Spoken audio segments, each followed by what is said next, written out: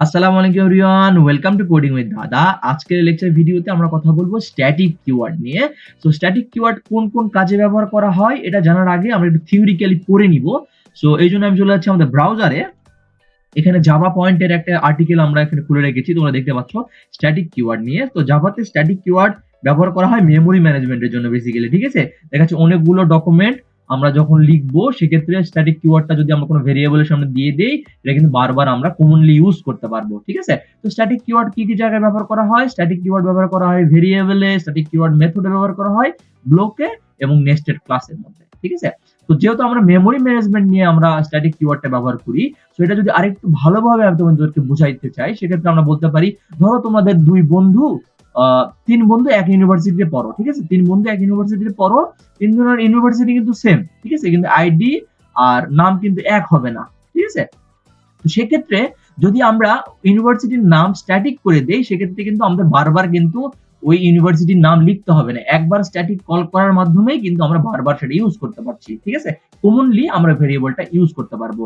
নাম আর আইডি আমাদের আলাদা হলেও ইউনিভার্সিটি যেহেতু সেম, ইউনিভার্সিটি একবার স্ট্যাটিক করে দেওয়ার ফলে আমরা কিন্তু বারবার এটা ইউজ করতে পারবো। এটাই আমাদের স্ট্যাটিক কিওয়ার্ড। আর এই স্ট্যাটিক কিওয়ার্ড যখন আমরা ইউজ করব, সেক্ষেত্রে মেমোরির ম্যানেজমেন্টটা অনেক সুবিধা হয়, কারণ প্রত্যেকটা ভেরিয়েবলের জন্য কিন্তু আমরা জানি মেমোরিতে একটা স্পেস নাই। আর স্ট্যাটিক কিওয়ার্ড করে দিলে সেক্ষেত্রে মেমোরি ম্যানেজমেন্টটা খুবই সুইটেবল হয়ে যায়।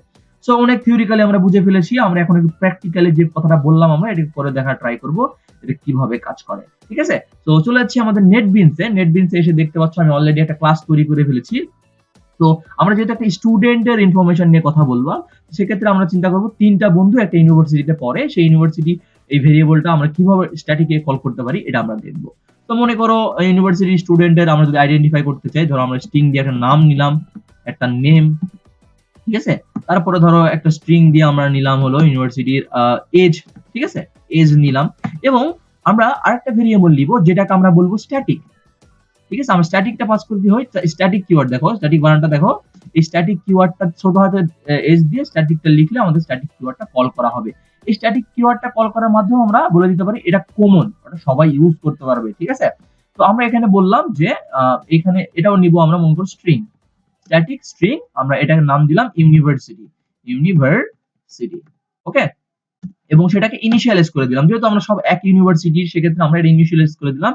ধরো আমি একটা ইউনিভার্সিটির নাম দিলাম, আমি দিলাম গ্রিন ইউনিভার্সিটি, ঠিক আছে, গ্রিন ইউনিভার্সিটি আমরা নাম দিলাম, ওকে। তো আমরা কিন্তু যেটা করলাম, আমরা একটা ক্লাসের মধ্যে কয়েকটা ভেরিয়েবল ডিক্লেয়ার করে দিলাম, তার মধ্যে একটা স্ট্যাটিক করলাম, কারণ আমাদের নাম আলাদা হতে পারে, ইউনিভার্সিটি যেহেতু সেম, এই জন্য এটাকে স্ট্যাটিক করে ফেললাম, ঠিক আছে। তারপর আমরা যেটা করব, আমরা একটা কনস্ট্রাক্টর তৈরি করব, ঠিক আছে। কনস্ট্রাক্টরের মাধ্যমে এই যে ভেরিয়েবল গুলো আছে এগুলোকে আমরা ডিক্লেয়ার করে দিব। সো কনস্ট্রাক্টর তৈরি করা কিভাবে করতে হয় তুমি অনেকেই জানো, যারা জানো না আমরা আগের ভিডিওগুলো দেখে আসতে পারো।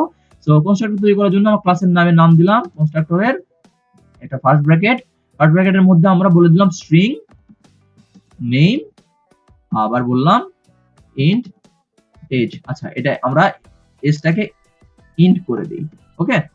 আমরা স্ট্রিং না দিয়ে এজ করে দিই, ওকে। দেখো আমরা কিন্তু এখানে আমরা যে কনস্ট্রাক্টর তৈরি করলাম, এই কনস্ট্রাক্টরে কিন্তু মোটেই দুটা ভ্যালু পাস করলাম, একটা হলো নেম আর একটা হলো তোমার এজ। আমরা কিন্তু ইউনিভার্সিটিটা পাস করলাম না, ইউনিভার্সিটি অলরেডি আমরা অ্যাসাইন করে দিয়েছি ভ্যালু স্ট্যাটিক করে, এই জন্য আমরা এটা ইউজ করতে পারবো, ঠিক আছে। সো আমরা কনস্ট্রাক্টর এইভাবে ক্লোজ করে দিব কনস্ট্রাক্টরের বডি করার জন্য, এবং আমরা বলে দিব যে এই নাম আর এই নাম সেম, এই জন্য আমাদের কি করতে হয় তোমরা জানো, আমরা লিখবো this dot name equal to name, okay. তারপর লিখবো this dot age equal to age. So আমাদের মোটামুটি কনস্ট্রাক্টর কমপ্লিট হয়ে গেছে। আমরা মোটামুটি কনস্ট্রাক্টর করে ফেললাম, এই একটা ক্লাসের মধ্যে কিছু ভেরিয়েবল নিলাম, একটা স্ট্যাটিক করলাম, একটা কনস্ট্রাক্টর তৈরি করলাম। এখন আমাদের যেটা করতে হবে, আমাদের একটা মেইন মেথড নিতে হবে, ঠিক আছে। আর এটা আমরা এই কনস্ট্রাক্টরটা এরকম করে রাখি, আমরা একটা মেইন মেথড নিব এখন, ঠিক আছে। তো মেইন মেথড নেওয়ার জন্য আমরা শর্টকাট লিখতে হবে পাবলিক স্ট্যাটিক ভয়েড মেইন, তাহলে পিএসভিএন যদি লিখি তারপর ট্যাপ করি, আমাদের মেইন মেথডটা কমপ্লিট হয়ে যাবে। তোমরা কিন্তু চাইলে আলাদা ক্লাস করেও কিন্তু এই কনস্ট্রাক্টর এই ভেরিয়েবল নিয়ে কাজ করতে পারো, আমি একটা ক্লাসের মধ্যে তোমাদেরকে দেখাচ্ছি, ঠিক আছে। কারণ প্রোগ্রামাররা যত ইজি ও সিম্পল ওয়েস্ট কাজ করতে পারবে, তত তাদের ভ্যালুয়েশন বাড়ে, ঠিক আছে। দেখো, তো আমরা একটা মেইন মেথড নিলাম, মেইন মেথড নেওয়ার পরে আমরা যেটা করব, আমরা যেটা একটা কনস্ট্রাক্টর তৈরি করে ফেলেছি প্যারামিটারাইজড, ওই প্যারামিটারের ভ্যালুগুলো আমরা পাস করে দিব, ওকে। সো আমরা মনে করো এখানে অবজেক্ট এটা ক্রিয়েট করব, আমরা নিলাম ওপি, ওই ক্লাসের নামে অবজেক্ট করছি। সো আমরা এখানে একটা ওপিএস দিয়ে অবজেক্টের নাম দিলাম এবং নিউ অবজেক্ট, সরি অবজেক্ট করে ফেলছি আমি, হলো ওপি। দেখো আমরা কিন্তু এখানে নিয়ে নিলাম। এখন দেখো আমরা কিন্তু একটা অবজেক্ট তৈরি করলাম, কিন্তু এই অবজেক্টের মধ্যে কিন্তু আমাদের একটা ভ্যালু পাস করে দিতে হবে। ঠিক আছে, কি কি ভ্যালু পাস করতে হবে? নেম আর এজ। যেহেতু আমাদের স্ট্রিং একটা নিয়েছি ইউনিভার্সিটি ডিফল্ট, সেটা কিন্তু আমাদের অটো কাজ করবে। তো আমরা এখানে একটা নাম পাস করলাম, মনে করো আমরা এখানে দিলাম রায়হান। ওকে, রায়হান, এবং এজ দিলাম ধরো 23। আমরা কিন্তু দুটো ভ্যালু পাস করে ফেললাম, কারণ যেহেতু আমরা এখানে প্যারামিটার স্ট্রিং এর মধ্যে এগুলো দিয়ে দিয়েছি, প্যারামিটারাইজ কনস্ট্রাক্টরের মধ্যে আমরা এগুলো দিয়ে দিয়েছি। ঠিক আছে, আমরা তো দুটো ভ্যালু আমরা নিয়ে নিলাম। এখন আমরা একটা স্টুডেন্টের ভ্যালু তো পেলাম, তো আমরা এগুলো প্রিন্ট করার জন্য কিছু করিনি। তো আমরা এখানে মনে করো একটা ডিসপ্লে মেথড কল দিয়ে দিব। ধরো আমরা এখানে একটা ডিসপ্লে মেথড কল দিব। তো আমরা একটা মেথড লিখব কিভাবে, ভয়েড, তারপর লিখলাম হলো ডিসপ্লে। আমরা একটা ডিসপ্লে মেথড এই ক্লাসের মধ্যে কল করে দিব, জাস্ট এগুলোকে প্রিন্ট করা দেওয়ার জন্য ইনফরমেশনটা। ঠিক আছে, আমরা লিখলাম এস আউট, লিখলে ট্যাব দিলে শাউট চলে আসবে আমাদের। তো আমরা এখানে দিলাম নেম, তারপরে আবার যদি শাউট লিখি ট্যাব দিলাম, আমাদের চলে আসবে এজ। আবার যদি আমরা একটা শাউট লিখি, যেহেতু ইউনিভার্সিটি আমরা ডিফল্ট নিয়েছি, সেক্ষেত্রে আমরা যদি শাউট দেই তাহলে ইউনিভার্সিটি, দেখো ইউনিভার্সিটি চলে আসছে। সো এটা কিন্তু আমরা একটা মেথড নিলাম জাস্ট এগুলোকে প্রিন্ট করে দেওয়ার জন্য। এখানে একটা অবজেক্ট তৈরি করে ফেলেছি একটা স্টুডেন্টের জন্য।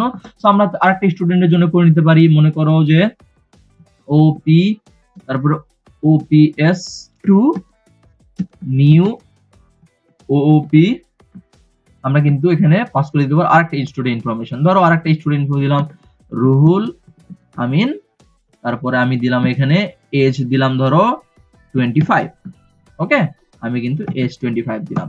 এরকম করে কিন্তু তোমরা অনেকগুলো যে কনস্ট্রাক্টরের মধ্যে ভ্যালুগুলো পাস করতে পারো, অনেকগুলো স্টুডেন্ট ইনফরমেশন দিতে পারো। আর যেহেতু আমরা স্ট্যাটিক কিওয়ার্ড নিয়ে ইউনিভার্সিটির কমন করে ফেলেছি, এখন যদি আমরা এই যে ডিসপ্লে মেথডটা কল করি, দেখো আমাদের কি আসবে। তো আমরা এই রুহুলের জন্য একবার ডিসপ্লে মেথড কল করব, এবং এই সরি রায়হানের জন্য একবার ডিসপ্লে মেথড কল দিব, রুহুলের জন্য একবার ডিসপ্লে মেথড কল দিব। তো আমি দিলাম ওপিএস এর অবজেক্ট ধরে কল দিলাম, আমি বললাম ডিসপ্লে মেথডটাকে, তারপরে আমরা ওবিএস 2 দিয়ে আমরা ডিসপ্লে মেথডটাকে কল করে দিলাম। ঠিক আছে, দেখো আমরা কিন্তু দুইবার ডিসপ্লে মেথড কল দিলাম, আমরা সেভ দিয়ে দিলাম প্রোগ্রামটা। তো আমরা একটু যদি প্রোগ্রামটা সামারাইজ করি, তাহলে দেখো আমরা কিন্তু করেছি কি, দুটো ভেরিয়েবল নিয়েছি নন স্ট্যাটিক, একটা নিয়েছি স্ট্যাটিক। স্ট্যাটিকটা কি করে আমরা জানি, স্ট্যাটিকটা আমরা কমনলি আমরা ইউজ করার জন্য স্ট্যাটিকটা ব্যবহার করি, যেটা মেমোরি ম্যানেজমেন্টে কাজ করে। ঠিক আছে, তারপর আমরা একটা কনস্ট্রাক্টর নিয়েছি, সেখানে প্যারামিটার দিয়ে দিয়েছি এই যে নাম আর এজটা স্টুডেন্টের, তারপরে সেটাকে ডিসপ্লে করে দিয়েছি জাস্ট র্যান্ডমলি। তারপর একটা মেন মেথড আমরা নিয়ে ওই ক্লাসের মধ্যে আমরা দুটো অবজেক্টের মধ্যে দুটো ভ্যালু পাস করে দিয়েছি, একটার মধ্যে নাম, একটা এজ দিয়েছি। ঠিক আছে, আর এই যে স্ট্যাটিকটা এখন দেখো যদি আমরা রান দেই, তাহলে আমাদের কিভাবে কাজ করে তোমাদেরকে দেখাই। আমি শিফট F6 দিয়ে রান দিয়ে দিব, দেখি আমাদের রান হচ্ছে।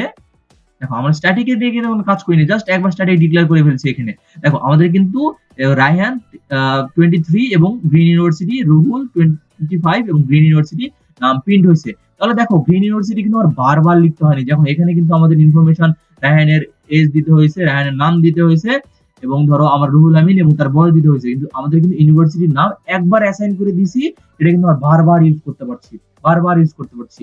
এটাই হলো আমাদের স্ট্যাটিক কিওয়ার্ডের ইউজ।